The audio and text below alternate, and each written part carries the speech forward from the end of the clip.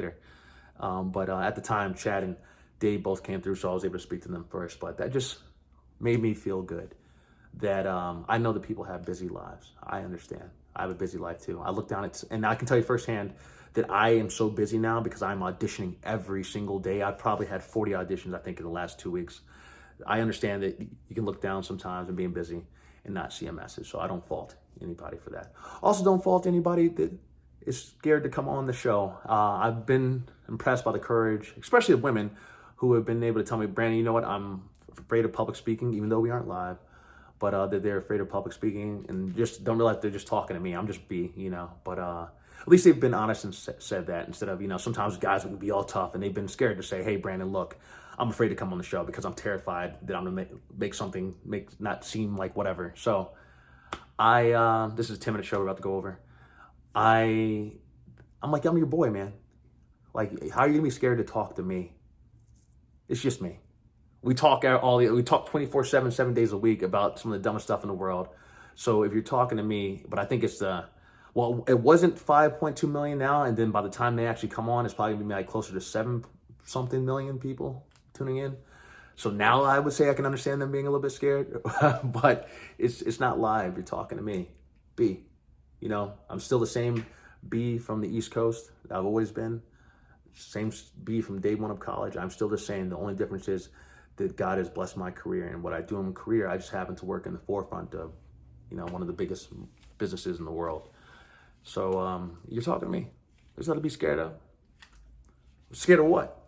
And to think about that also, I have to go whenever I'm filming, just so you guys know, that no people that aren't aware of the movie business, whenever I'm doing those scenes, there's about 40 or 50 people behind the camera when I am doing those scenes. Even when I strip for Betty White, which I've never been so comfortable in my lifetime stripping for Betty White. I've never been more confident and more comfortable stripping for Betty White and Emily Osment on Young and Hungry than when I did that scene stripping for Betty White.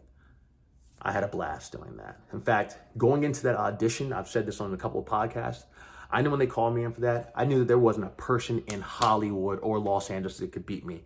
And they were going to show up that day, they were showing up to lose. I have all of that documented fully out because I always Snapchatted my every single audition I've done. I think I have 16 years of auditions, but not 16 years, a little less than that, but I have at least 10, 12 years of auditions, and I've always recorded before every audition me saying clear eyes, full hearts, can't lose, which is my go-to because I wanted my friends to know that I wasn't scared. Clear eyes, you don't have to see it, but you can, if you go into it with open mind and you give it your best. Full heart, meaning, yeah, you give it your best. Like, win or lose, it doesn't matter. As long as you go all out and you try the hardest you can, you be all that you can be, and you put effort into it, then you can't lose. Win or draw, doesn't matter.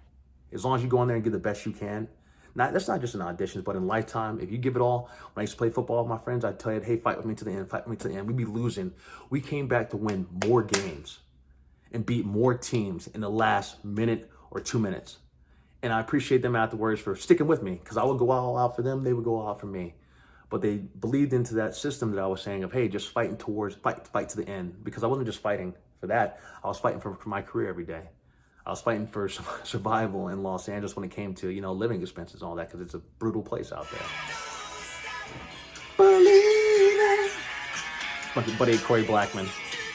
That timing can be more perfect. But I was fighting for my life out there when it came to survival, and because bills are constantly coming in, and as a struggling actor, it ain't easy. It's not easy at all. I was 2,600 miles away from my home and any friends and any family. I was there by myself in a business where I didn't know anybody, not a single soul. And by God's good grace, and I was given great knowledge from people like David Ramsey, actor, director, producer David Ramsey, and actor Peter Coyote, who both gave me great advice, which I listened to and I followed to get to where I was. And then also everything else I learned doing background work and stand-in work for Lawrence Fishburne on CSI, and then a bunch of other actors on, I did background work, I did stand-in work, I worked with the late great Bill Paxton a lot too on Agents of S.H.I.E.L.D. I was a second unit team, so I did all of for the African-American actors, black actors around there, I was doing all their, pretty much everything that wasn't on camera stuff. I was on camera too, like body doubling and stuff like that. I was part of a second unit for that. So for 2 years, which was a blessing. That's actually a quick story. The time I met Halle Berry. Man. So I'm at Culver City Studios, which is located in Culver City. I think it's Culver City Studios is what it's called. Located right next to Sony Picture Studios, was where I first did my first commercial, which was a Guitar Hero commercial with Heidi Klum, Michael Phelps, Kobe Bryant, Tony Hawk, Alec Rodriguez, and I know I'm missing someone. Tony Hawk, Michael Phelps, Tony Hawk, Heidi Klum. I know I'm missing somebody. And shot that at Sony, but we were at Culver City Studios. I had just gone through a breakup, right? Girlfriend broke up with me and kicked me to the curb. I was heartbroken because I actually loved her a lot. Thought I was going to marry her, but that's another story on itself. That's okay. Everything worked out like it's supposed to. Sometimes in lifetime, you lose the person that you love at that time. But I'm better off for it. And I wish her all the best wherever she is in this world. I don't know, but I hope she's doing well.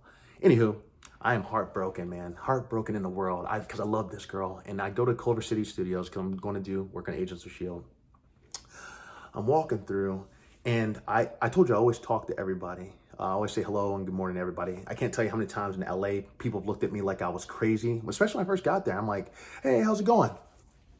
I'm like, wait, what? On the East Coast, we say hello to everybody. Hello, what's up? In New York, all the way down to Florida, there's never been a place where I haven't been able to say hello to someone and not say hello back. So in LA, it was a bit of a culture shock because people, and still to this day, when I let someone through, I've never seen a wave. I've still yet to see someone wave. On the East Coast, people wave all the time. Oh, thank you. You let someone in, they give you thanks. I have never once seen that to this day in Los Angeles. To this day. Anywho, I'm walking through, I said I'm heartbroken. My girlfriend had broken up with me, kicked me to the curb. I wasn't going to see my family again for a year or two. And yeah, it was pretty big time. So, but this is also the reason to help me become a better actor, because I had to learn how to fake being okay and not being upset or depressed from it all. And I put it all into acting. I was performing at open mic nights, which is when I started booking all the stuff too, which it actually worked out well. All that like sadness and all I ended up using for my good. Thank you for breaking up with me. Oh my gosh, I literally would not be where I am today had you not, because that made me the best actor ever. And I was like getting called in from all left and right from these performance open mic nights I was doing. I was getting called in left and right. So anywho, heartbroken, back, Sony Culver City Studios, walking through. I see these two ladies walking by.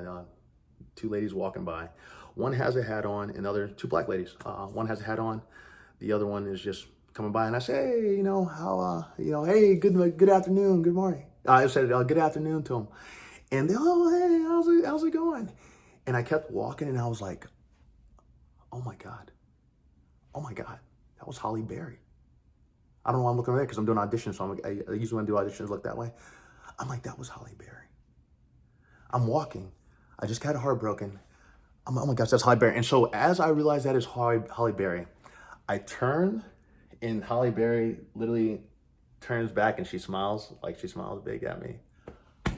Oh my gosh. Because she had realized that I like, she was just sweet. I realized who she was. She had the hat on. She was the one with the hat on. And I think that they were so excited and not expecting someone to say hello to them like I was, me, being the East Coast guy that I am, being kind to everybody. I just happened to say hello as I'm walking by. It was just those two and me. We were the only ones walking in the studio. And she turned and she smiled. I'm talking about that Halle Berry smile that you cannot beat. Halle Berry is one of a kind. One of the most beautiful women ever, inside and out. And I just went through a breakup. And Halle Berry just smiled back at me. Not only did she say hello and talk for a second, but she smiled like after she talked to me for that like couple seconds when we were going by, because it was like a little bit of a conversation. When I realized it was Halle Berry, for her to do that turn and look back and smile, like, dude, that was like a Pepsi commercial or something. I don't even know. Like, she just turned like if I had Mentos or something, like that was a commercial right there. And she smiled. It was like a nice moment of her smiling back. And then she turned and kept on walking. Let me tell you what. I forgot that I had even gone through a breakup at that point. Literally. For those 5-10 minutes rest of the day, I was on cloud 9. Why was I on cloud 9? Because Halle Berry just smiled at me. I just talked to Halle Berry. I can't thank you, God. Thank you. I had gone through a breakup. And that just let me know, too, that maybe I wasn't looking too bad. you know, maybe the things were going to be all right. And then things have been all right since then. But it was Halle Berry who mended this broken heart, and I can't thank her enough. Halle Berry, thank you so much. I was so close to working with you so many times on a TV series. I think it's called, I can't remember what it's called, somewhat the spaceship TV show. I had so many callbacks from that show. I got pinned for that show so many times. The casting office really liked me for that show. I met them one time when I was filming something else there. Stopped by and I was like, hey, you know, look, here's my headshot and resume. I think I'd be right for this show and I would love to read for it. They ended up calling me back and I got pinned for that. The only reason I didn't end up working with you is because that role ended up getting written out. I had booked it. And my first audition, I had booked it. And the role ended up getting written out. So, Halle Berry, that is the only reason that I didn't work with you then. Hopefully again sometime in the future. And with that said, that is the Brandon Rush 10-minute show. I'll catch you guys later. And make sure you tune into Buckle Up Podcast Universe with Brandon Rush and Mama Rush. All right, guys, take it easy.